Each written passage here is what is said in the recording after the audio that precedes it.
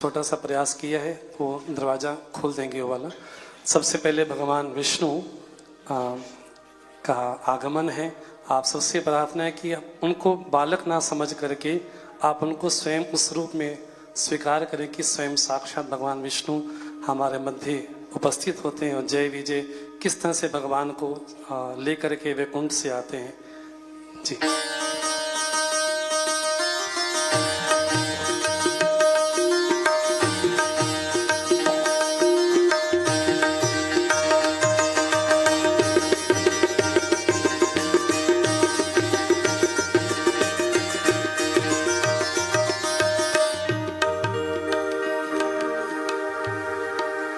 शुक्लांबरधरं विष्णु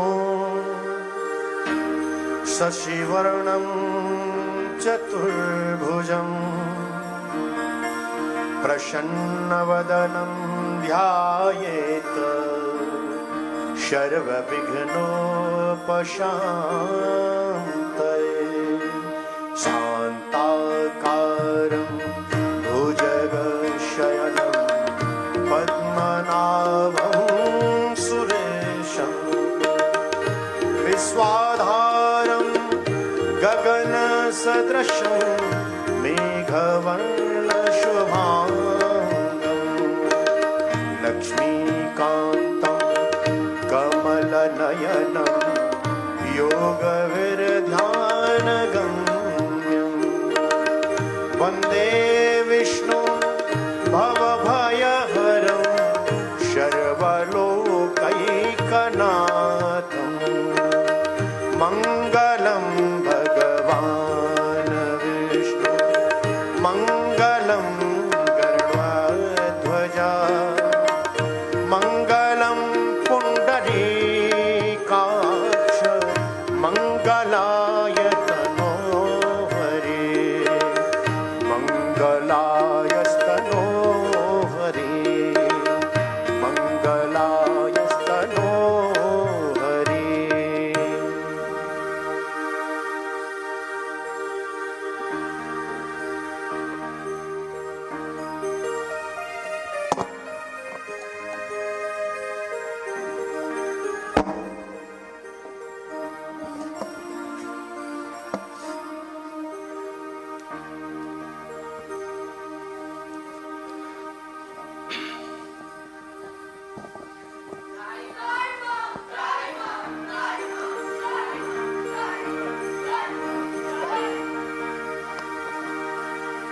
कमलापति हे प्रभु, देवों और दैत्यों के बीच में काफी भयंकर युद्ध हुआ, जिसमें दैत्यों ने त्रैलोक के लक्ष्मी पर विजय प्राप्त की। अब हमारे पास आपके सिवाय कोई कुंजी नहीं है, तो आप कोई हमें ऐसा उपाय बताएं जिससे हम पुनः अपनी त्रैलोक के लक्ष्मी पर विजय प्राप्त करें। देवताओं, तुम लोग मेरी बात सावधान होकर सुनो। इस वक्त दैत्यों के ऊपर काल की कृपा है, इसलिए तुम लोग दैत्यों से जाकर संधि कर लो। शास्त्रों की भी यही आज्ञा है कि जब कोई बड़ा कार्य सिद्ध करना हो तो शत्रु से भी मित्रता कर लेनी चाहिए, यही बुद्धिमत्ता है। इसलिए तुम लोग उनसे संधि करो और समुद्र मंथन करो। जब तुम लोग समुद्र मंथन प्रारंभ करोगे तो उसमें से सीधे अमृत नहीं निकलेगा, उसमें से अन्य भी वस्तुएं निकलेंगी, लेकिन तुम्हारा लक्ष्य अमृत है, इसलिए तुम उन वस्तुओं पर ध्यान मत देना।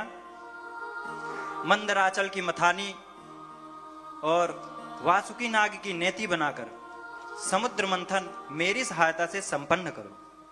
और अब जाकर तुम लोग दैत्यराज बलि के पास अहिमूषकवत इस सिद्धांत का अनुसरण करते हुए मेरी इस बात की प्रस्तावना रखो। जैसी आपकी आज्ञा प्रभु।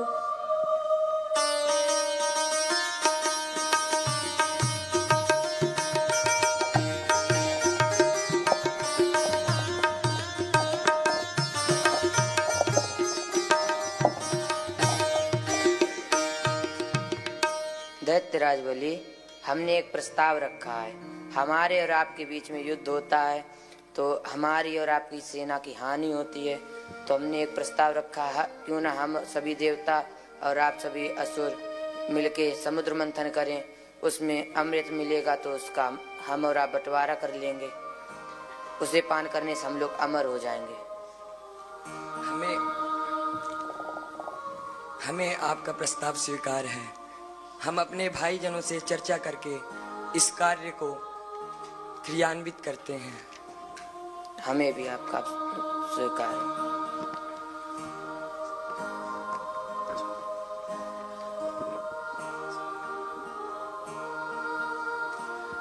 इस तरह से देवता भगवान के पास जाते हैं और उनसे प्रार्थना करते हैं, अनुनय करते हैं, वे निवेदन करते हैं कि हम अपने जो हमारा आधिपत्य है स्वर्ग का, उससे हम वंचित हो जाएंगे। आप हमारी सहायता करें और आप हमारे विषय में हमारी सहायता इस रूप में करें कि हम ऐसा भी ना हो कि हम मारे जाएं, लेकिन अपितु अहिमूषकवत सिद्धांत के अनुसार हम इस पद्धति को अपनाएं। भगवान विष्णु आप महाराज जी के पास आ जाइए, महाराज जी के पास।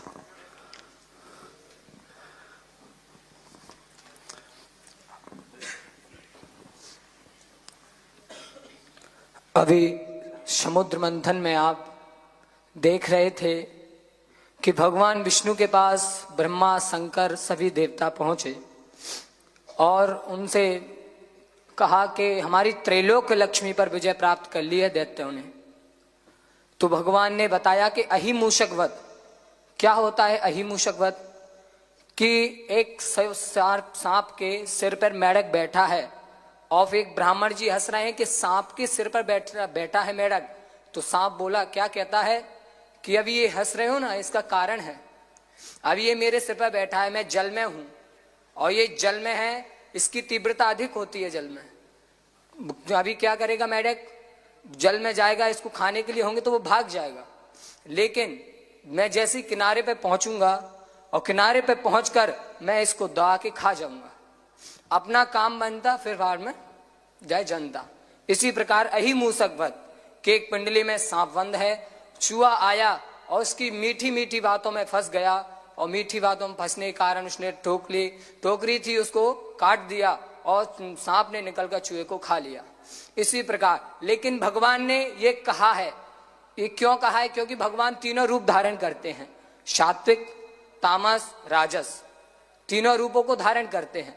अभी भगवान ने सात्विक रूप धारण किया है, इसलिए दैत्यों की तरह ये नहीं है भगवान की किसी की शत्रुता हो, दैत्यों से शत्रुता नहीं है, सब भगवान के ही है। साक्षात भगवान ने अपने दोनों हाथों से मथानी को पकड़कर समुद्र मंथन किया है। ऐसा नहीं है कि भगवान ने किसी की शत्रुता हो। आइए हम अभी समुद्र मंथन की ओर चलते हैं। अभी आप देखेंगे कि समुद्र मंथन में पुराणांतर 14 वस्तुएं प्राप्त हुई हैं। इनमें बताया जाएगा कि किस प्रकार किस वस्तु से क्या लक्ष्य होना चाहिए, किस प्रकार कौन सी लक्ष्य। आपको अमृत विष्णु भगवान ने कहा अभी कि सीधा अमृत नहीं निकलेगा, समुद्र मंथन से सीधा नहीं निकलेगा, उसमें और सारी वस्तुएं निकलेंगी, लेकिन तुम्हारा लक्ष्य क्या है, अमृत है। तुम अपने लक्ष्य पर ध्यान देना, और वस्तु निकले इन पर ध्यान मत देना। तो इसलिए उन्होंने भगवान विष्णु ने कहा है कि लक्ष्य पर ध्यान देना चाहिए। जीवन में कभी भी भक्ति भी करेंगे तो अनेक अड़चन आएंगे। जैसे इसमें 13 वस्तुएं निकली, 14 अमृत में निकला, अंत में सफलता प्राप्त हुई। जीवन में अगर भक्ति या कुछ ना कुछ करोगे तो आपको इन वस्तुओं को छोड़ना पड़ेगा। अगर आप लौकिक वस्तु की बात करें तो 10 रुपए अगर आपने छोड़ दिए तो 100 पे तभी पहुंच पाएंगे। आप सोचें कि 100 नहीं छोड़ रहे तो लाख रुपए आप कमा नहीं सकते, लौकिक वस्तु। इसी प्रकार अलौकिक है, अमृत जब प्राप्त होगा, जब देवता इन आज सभी वस्तुओं पर आसक्त हो जाते तो फिर अमृत नहीं निकलता, कहते आप ये ले जाओ, हम ये ले जाते हैं और वस्तु प्राप्त नहीं, जो हमारा लक्ष्य है वो प्राप्त नहीं होता। और आइए अब हम सब मिलके इसको प्रदर्शन करें।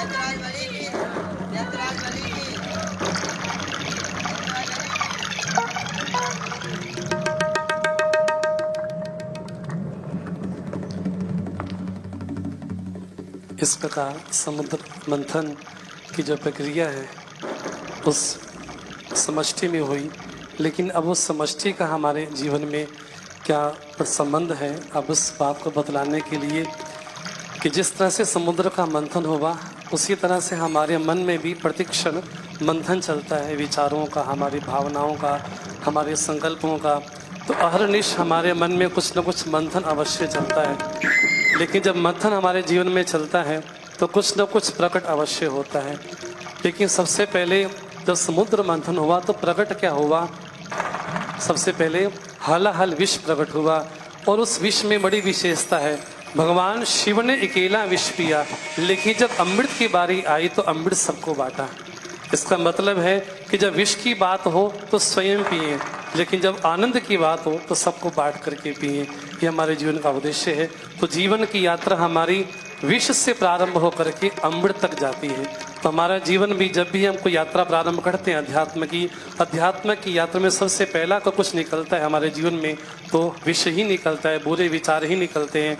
लेकिन उन विष को कौन धारण कर सकता है, उस प्रसंग को बतलाने के लिए एक एक क्रम से जो समुद्र से 14 रत्न निकले, वो 14 रत्न वास्तव में क्या थे और हमारे जीवन से आज कैसे संबंधित हैं, उन बातों को दर्शाते हुए पहला भगवान का जो स्वरूप है। मैं हूँ हलाहल विष, मुझको भगवान शंकर ने ग्रहण किया है। उन्होंने विष को हृदय में नहीं रखा, कंठ में रखा है। अगर हमको कोई अपशब्द कहे या फिर कोई भी बुरी चीज बात कहे तो उसको हमको हृदय में नहीं रखना है। जैसे अगर हम लोग कहते हैं कि तुमने 1 साल पहले हमको ये शब्द कहा था, वो कहा था, उसको हमको हृदय में नहीं रखना, कंठ में रखना है। तो भगवान शंकर ने उसको हृदय में नहीं रखा, जहर को उसको कंठ में रखा है, इसीलिए उनका नाम भगवान नीलकंठ पड़ा। बोलो नीलकंठ भगवान की जय। इस तरह से भगवान शिव ने संदेश दिया कि हमें उस विष को हृदय में धारण नहीं करना, अपितु उसको कंठ में धारण करना है। कोई हमारा अपमान भी करता है, कोई हमको दुष्ट वचन भी बोलता है, उसको हृदय में धारण ना करें, अपितु उसको कंठ में धारण करके भगवान से कहें कि जैसा आपका प्रसाद हमको प्राप्त हुआ। अब इसी क्रम में जो दूसरा रत्न है उस रत्न की ओर जाते हैं। मैं कामधेनु अर्थात जो हमारे पुरुषार्थ का फल है, इसके दुग्धपान से हमारी आत्मा की शांति होती है।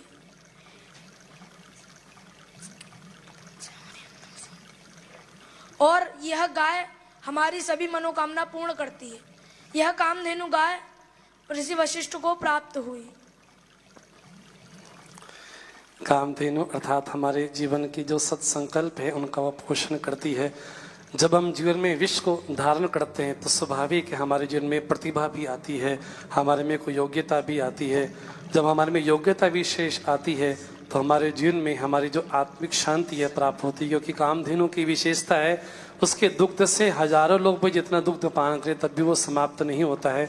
विष को धारण जैसे ही आपने किया तुरंत हमारे चित्त का प्रभाव ये पड़ता है कि हमें आत्मिक संतुष्टि प्राप्त होती है। इसके बाद अगला रत्न,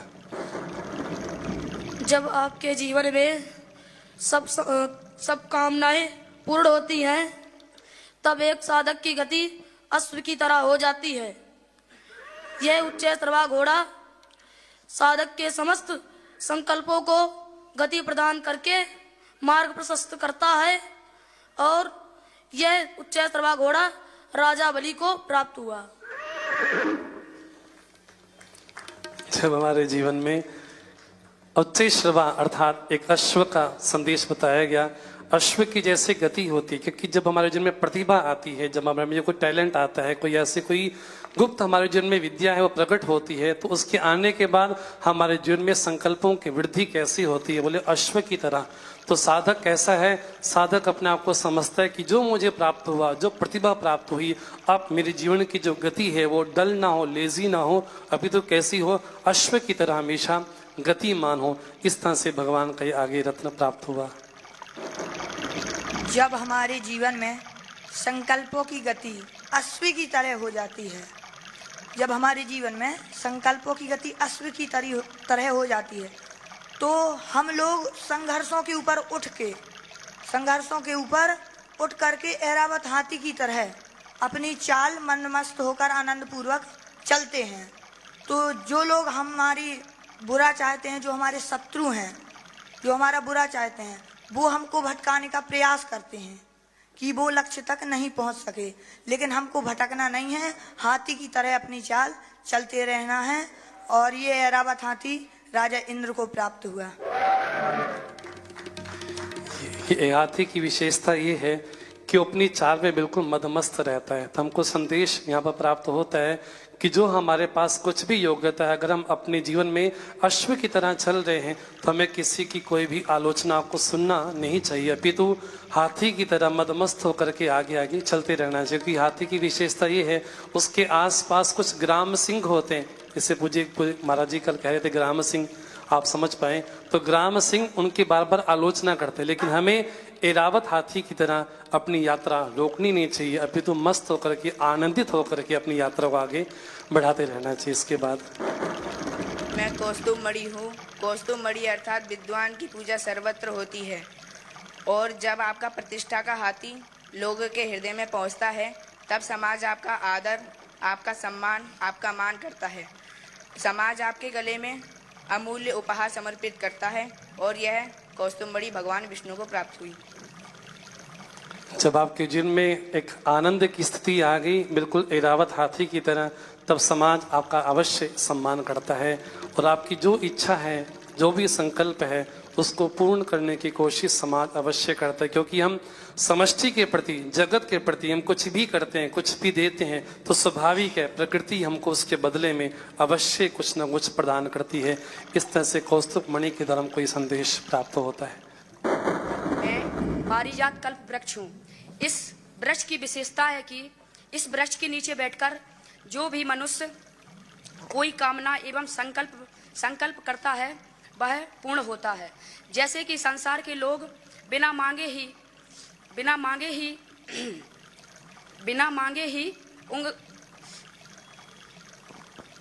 हमारी मनोकामनाओं को पूर्ण करते हैं, हमारी इच्छाओं को पूर्ण करते हैं। हमारी मनोकामनाओं को पूर्ण करते हैं, हमारी इच्छाओं को पूर्ण करते हैं, और यह कल्प वृक्ष स्वर्ग को प्राप्त हुआ। पारिजात की ये विशेषता है, उसके नीचे बैठ करके हम जो भी संकल्प करें, जो भी इच्छा करें, क्योंकि समाज को हम कुछ देते हैं तो समाज समझता है कि इसने प्रकृति के लिए, समष्टि के लिए कुछ किया है, तब उसकी हर एक मनोकामना को पूर्ण करने का प्रयास हमारा समाज एक मानो की पारिजात है, कल्प वृक्ष है। तो उस कल्प वृक्ष के नीचे बैठ कर के जो मनोकामना की जाए वो अवश्य पूर्ण होती है। समाज के प्रति हम कुछ भी देते हैं, कुछ भी समर्पित करते हैं, समाज उसके बदले में हमको अवश्य ही कुछ न कुछ उपहार रूप में हमको इस भाव से देता है। मैं रंभा अप्सरा हूँ, अर्थात मायक रूप धारण करके साधक को पथ भ्रमित कर संसार की दुष्ट वासना बनकर दुष्ट कर्म में प्रवृत्त करती हूँ। जब हमारी मनोकामनाएं पूर्ण होती हैं तब हमें सावधान होकर अपने मार्ग से डगमगाना नहीं चाहिए, अन्यथा हमारा पतन सुनिश्चित है। हमारा पतन की संभावना है। और मैं रंभा अप्सरा देवलोक को प्राप्त हुई। ये सबसे नटखट बालक है हमारे गुरुकुल में। किस तरह से हमारे जीवन में रंभा अप्सरा अर्थात हमारी जो निकृष्ट वासना है हमें बार बार संसार की ओर खींचती है, और खींच करके पुनः भगवान से दूर करने का प्रयास बारंबार करती है। इसलिए हमें उससे सावधान और सजग होने की आवश्यकता है। इस तरह से रंभा अप्सरा के बाद दूसरा रत्न। मैं लक्ष्मी का अर्थ केवल धन और दौलत नहीं होता है, लक्ष्मी अर्थात लक्ष्य भी होता है। जब मनुष्य के जीवन में बेविचार, नशा आदि आ जाते हैं तब मैं उसको छोड़कर चली जाती हूँ, और जो केवल मेरी ही पूजा करता है उसको भी मैं छोड़कर चली जाती हूँ। जो भगवान नारायण की पूजा करता है उसके जीवन में मैं सदा के लिए प्रतिष्ठित हो जाती हूँ, और मैं भगवान नारायण को प्राप्त हुई। लक्ष्मी का अर्थ केवल करेंसी मात्र नहीं होता, नोट मात्र नहीं होते, जो हमें लक्ष्य तक पहुंचा दे, वास्तव में वही लक्ष्मी स्वरूपा है। और ऐसी लक्ष्मी का जो भी वर्ण करता है भगवान विष्णु उसके साथ अवश्य आकर के बैठ जाते हैं। लक्ष्मी नारायण भगवान की जय। मैं वारुणी देवी मदिरा। जब व्यक्ति के जीवन में धन की कमी हो जाती है यानी लक्ष्मी की कमी हो जाती है, तब व्यक्ति को एक नशा चढ़ जाता है। नशा यानी जैसे अपने नाम का नशा, प्रतिष्ठा और मदिरा का नशा आदि व्यक्ति को नशा चढ़ जाता है, और ये मिली असुरों को। ये वारुणी केवल मदिरा तब की नहीं थी, आज भी है। तो आज भी लोग मदिरा पी करके अर्थात नशे में, नशा केवल इन चीज़ों का ही नहीं होता, हमारे पद का, प्रतिष्ठा का, मान का, सम्मान का, इनका भी हमें नशा अवश्य छा जाता है। और जब नशा में व्यक्ति होता है तो कुछ भी कार्य करने से वो झिझकता नहीं। इसलिए में नशे की तरह, व्यसन की तरह अपना जीवन नहीं बनाना चाहिए। मैं चंद्रमा का मतलब होता है शांति। समस्त प्रकार की हमारे जीवन में जब शांति होती है तो हमारे व्यवहार में शीतलता होती है। मन का स्वभाव चंद्रमा है, जैसे चंद्रमा का स्वभाव मन है, ऐसे ही मन का स्वभाव चंद्रमा है। ये भगवान शिव के जटाओं में सुशोभित है, इसलिए भगवान को चंद्रमौलेश्वर भी कहते हैं। बोलो चंद्रमौलेश्वर भगवान की। चंद्रमा मनसो अजायत, हमारी जो मन की उत्पत्ति वो चंद्रमा से हुई है। तो जैसा चंद्रमा का स्वभाव है वैसे ही हमारे मन का स्वभाव है। अगर हमें पता लगाना हो कि हमारा मन कैसा चलता है तो चंद्रमा की ओर देखना चाहिए। तो चंद्रमा में कभी वृद्धि होती है, कभी ह्रास होता है, तो हमारे मन की भी स्थिति वैसी है, कभी वृद्धि भी होती है, कभी ह्रास भी होता है। तो हमारा जीवन कैसा हो, चंद्रमा की तरह अर्थात बिल्कुल शीतलता प्रदान करिए। भगवान शिव की जटाओं में आज भी सुशोभित है। मैं शारंग धनुष। यदि आप चंद्रमा जितना शीतल होता है, कितना निर्मल होता है, अगर आप चंद्रमा की तरह शीतल, निर्मल, ये सब निर्मलता अपने व्यवहार में, अंतःकरण में लाते हैं एवं अपने हृदय में निर्मलता, शीतलता को स्थान देते हैं, तो आप शारंग धनुष की भांति कुशलता पूर्वक एवं एकाग्रता पूर्वक कार्य को संपन्न करते हैं। और यह शारंग धनुष भगवान विष्णु को प्राप्त हुआ।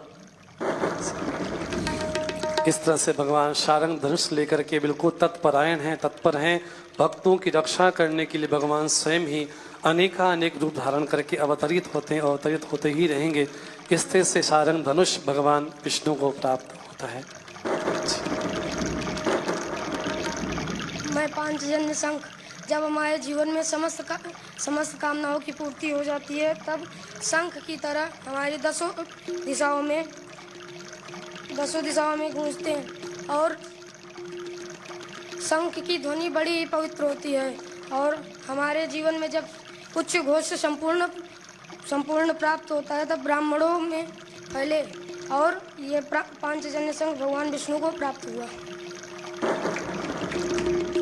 शंख की बड़ी विशेषता है। कल पूज्य गुरुदेव महाराज कह रहे थे कि शंख खा है वो आकाश रूप है, वो शम मैंने जो परमात्मा का साक्षात स्वरूप है। तो शंख की ध्वनि चहुं ओर जाती है। जब हमारे जीवन में कीर्ति, हमारी प्रतिष्ठा चहुं दिशाओं में, दसों दिशाओं में गूंजती है, तब हमारा व्यक्तित्व और भी निखर करके समाज के प्रति आता है। ऐसा शारंग धनुष से हमको प्राप्त होता है। मैं धन्वंतरी भगवान का अर्थ है जो व्यक्ति इस संसार में है वो लोग रोग से पीड़ित नहीं होना चाहते, अर्थात सब लोग स्वस्थ रहना चाहते हैं। आयु ही जीवन है। सर्वे भवन्तु सुखिनः, सर्वे सन्तु निरामयाः, सर्वे भद्राणि पश्यन्तु, मा कश्चित् दुःखभाग् भवेत्। हमें दीपावली के पूर्व जरूर धनतेरस के दिन इनकी याद आती है, लेकिन पूरे साल याद ना भी आए, लेकिन एक दिन भगवान का ने पक्का बना रहा है कि धनतेरस आएगी तो ज्वेलरी की शॉप में जाएंगे, कुछ ना कुछ सोना चांदी बर्तन कुछ ना कुछ खरीदेंगे। लेकिन धन्वंतरी का ये स्वरूप नहीं है, जो अनेक प्रकार के औषधियों को लेकर के प्रकट हुए, ऐसा धन्वंतरी भगवान का दिव्य स्वरूप है। मैं अमृत कलश। अमृत का मतलब ये है कि संसार में कोई मरना नहीं चाहता है और सब अमर, अमृत पी के अमर होना चाहते हैं और सब परम गति को प्राप्त होना चाहते हैं। और इसी अमृत के द्वारा ही देवताओं और दैत्यों में विशेष युद्ध भी हुआ। उस प्रसंग को देखते हुए अमृत वास्तव में सभी पीना चाहते हैं। यहाँ पर ऐसा कोई नहीं है जो ये कहता है कि मैं मरना चाहता हूँ। सभी लोग जीवित रहना चाहते हैं क्योंकि सत के अंश हैं, तो जैसा अंशी का स्वभाव है वैसा अंश का भी स्वभाव होता है। अगर अंशी सत है उस परमात्मा के अंश हम होने के नाते हम कभी भी मरना नहीं चाहते, अभी तो हमेशा सुखी रहना चाहते हैं और हमेशा सुखी रहना चाहते हैं, स्वाधीन सुख चाहते हैं और ऐसा सुख चाहते हैं जो कभी हमको जुदा न करके जाए। इस तरह से हमारे जीवन की यात्रा विष से प्रारंभ होकर के अमृत के रूप में हमारी यात्रा इस तरह से आती। हमें भी इन 14 रत्नों के माध्यम के द्वारा एक संदेश प्राप्त होता है कि हमें अपना जीवन किस तरह से विष से लेकर के अमृत तत्व की ओर हमारी यात्रा कैसे हो, इस रूप में। हाँ जी जी महाराज जी, श्लोक महाराज जी, मुझे महाराज श्री आश्रम के छात्रों द्वारा समुद्र मंथन की जो प्रस्तुति की गई वो अपने आप में बहुत श्रेष्ठ और अद्भुत है। इससे प्रसन्न होकर इन लोगों की 5100 रुपया की भेंट देता हूँ।